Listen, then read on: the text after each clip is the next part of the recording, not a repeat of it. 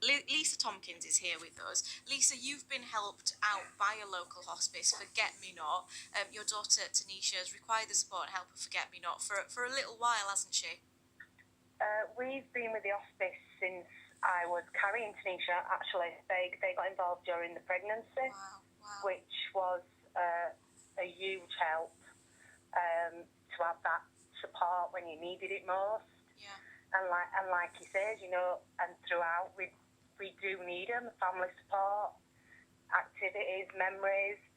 It's just a place where you can go and feel free and easy, if that makes sense. Your child's safe, and with the help and the care and the support, it helps us all get through what we're going through. I imagine. Having the support from when you were pregnant is just incredible, and I'm sure life was so hard for your family around that time and when Tanisha was born. Tell us your story. Tell us what it was like. Well, being diagnosed firstly is a huge shock. It's hard to believe that somebody's telling you that your baby has a life-threatening condition, and you just don't know where really to turn to or who to ask or what to ask. So the hospital actually gave me the leaflet for Forget Me Not, who I got in touch with straight away, and we had a meeting. They came home to meet me and to help me, and through most of my appointments then on in, I was supported and made to be able to understand what was going on, which was amazing, because when you're given a diagnosis, they give you these words and you've no idea what they're talking about. But for us, we just turned to the hospice and just said, make this simple, make us understand. And they just basically held us hand and walked us way through it. That's in and of itself is just incredible that you sort of were going through this thing, Lisa, and then you turned to them and asked them specifically make it easy, and then they just did. Yeah, I can't explain what they do.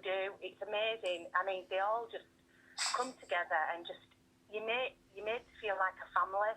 So they support you. It's that close that you become one of them. And like afterwards, after you've given birth and you're still in this throw of, because straight away you're into neonatals, you've no idea what's going on.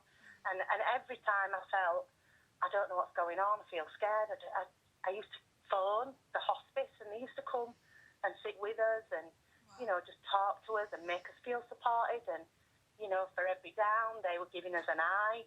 They were amazing, and still to this day amazing, because, we were diagnosed with one thing, then we ate another thing, and then last year we were diagnosed with something else. And every time I've had something happen, I just go straight to Forget Me Not and say, can you get in touch with these people and help me understand and tell me where I'm going? And they just pick up phones and get all the information you need, so that you're not running from here to there or don't know where to go. They know where to go. Yeah. And Lisa, just a phrase that you used there really hit me there. The we were diagnosed, and it's so true, isn't it? The whole family goes through something like this. Tell me how the hospice has supported Tanisha's older sister Lucy as well. Well, Lucy went through a little phase of, why is Tanisha poorly? What's going to happen to Tanisha? And as a parent, it's very hard to explain to your child that, your sister has a life-threatening condition. We don't know how long she's here for. We don't know whatever. And so I turned to the hospice and said, listen, I don't know how to help the child understand.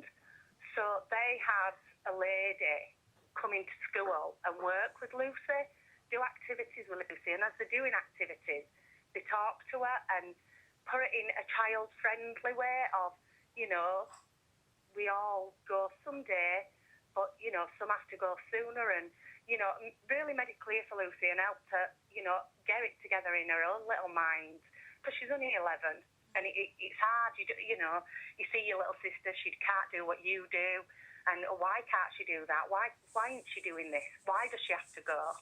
The questions that a parent don't really want to answer to your own child.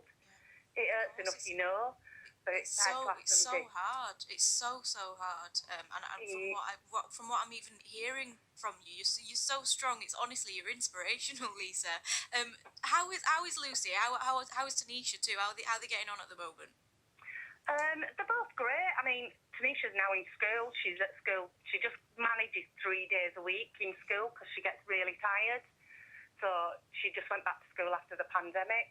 And Lucy's, she's doing great. She moves up to next school come September. And, through the pandemic, it's really been tough because that's when it's really shown a lot that Lucy and Tanisha are miles apart in the learning. And it's been hard for Lucy to, well, what can we do together? How do we do it together?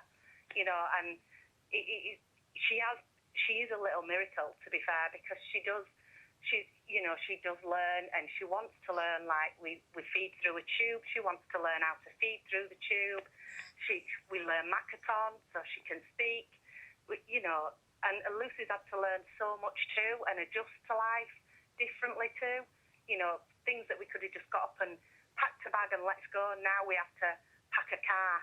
We don't pack a bag anymore. We pack a car and then we can go. And she accepts it really well.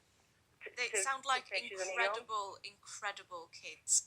Just before I let you go, what would you say to someone, Lisa, who's listening right now? And we all do it when we hear about things like this. You think to yourself, "Oh yeah, I'll do something," and then you kind of get caught up in your own life.